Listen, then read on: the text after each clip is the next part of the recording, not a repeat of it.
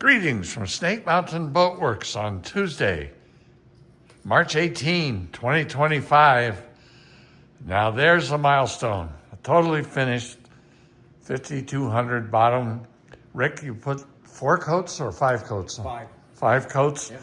of Pettit hard racing copper bronze bottom paint. Now be careful when you order this stuff, because Pettit has brought out an anti-foul variant of this paint that's not glossy and it's not hard. It's an anti-fouling paint, and it really doesn't belong on applications of this sort. But our 1954 17-foot Century Resorter is ready to float, and that bottom is bomb-proof. Since then, Rick has pulled all of the totally destroyed, and as you can see, here's our cemetery right down here beneath Orca. Those, as with the bottom, the side planks were even worse in terms of being dry rotted, black rotted, and everything else. And then, since then, Rick has milled out the battens for the Hullsides using FAS grade quarter sawn white oak, and I'll just hand it off to him to let him share some of the interesting things he discovered. Well, as you remember, we added in an extra frame here because it was just, I don't know, not even a batten really. Right. Came up part way. And then I had to mill all the battens up.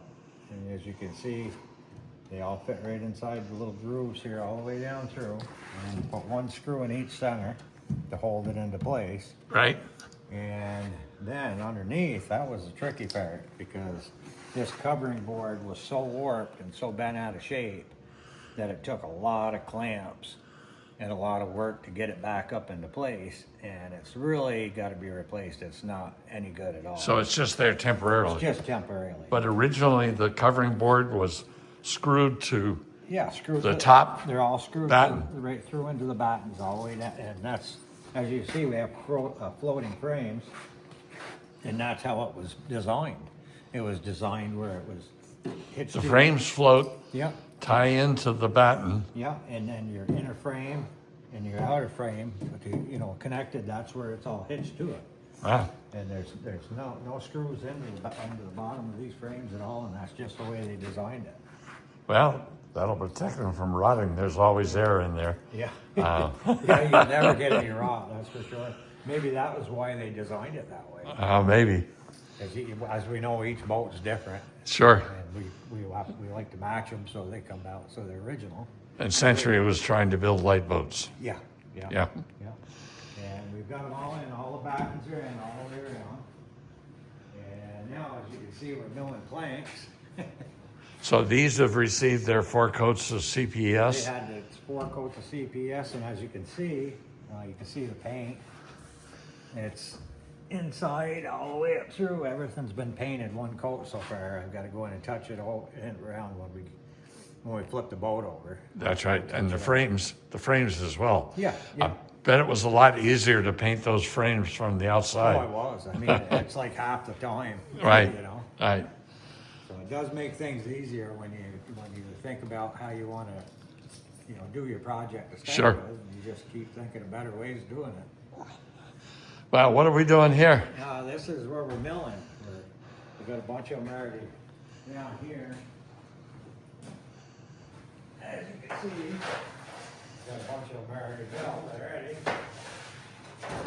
This is. So you start out with 5/4 by This 6, is a right? 5/4 by 6. Right. And then we had some 5/4 by 5. And then we got some 5/4 by 7.5, which Yeah. is for the bottom, or actually the top. The top. Yeah. Oh, that's right. That plank's wider. Yeah. And when I go to put them on, they'll be put on, and then I'll mark the plank from the underside here on each batten. Yeah. And then I'll measure up to my center line, but you gotta go about every 6 inches because of the round of the bolt. That's right. That's right. It's actually waving up and down, isn't it? nothing's square. It doesn't look like it, but it is. Yeah. Yeah. Well, I noticed with a bolt, nothing's square. With a No. bolt, everything's got a radius, no matter That's what right. you look at it. So Yeah. it takes time to do it, but we get it done, and it looks great when we're done. So these planks, you first rip them partway through Yeah. using our table saw, Use a table saw, and we go one side, then flip it over and do the other side. right? And luckily, we can do up to 6 inches with the table saw. Yeah. These right here, we're gonna have to, we'll rip them through with the table saw, and then finish them with the bandsaw. With the big bandsaw. Yeah. Yeah. Yeah. We have a 36-inch Italian bandsaw, which is, well, you can see her. There she's sitting right over there. But she doesn't run true if you try to rip a 7-8 inch wide Yeah.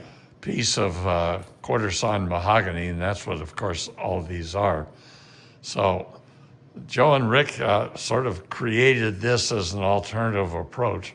The wider boards will be ripped on both sides, and you'll still get a small, let's call it a spline that runs all the way through. Well, that the bandsaw just whips right through, keeps everything nice and straight and smooth.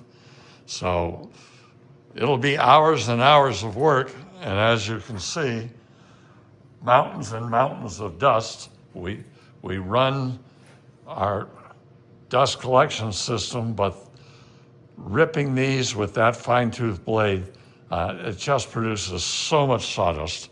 And we keep our air purifier running whenever we're doing this, and do our best to stay safe. Both Joe and Rick are masked when they do this.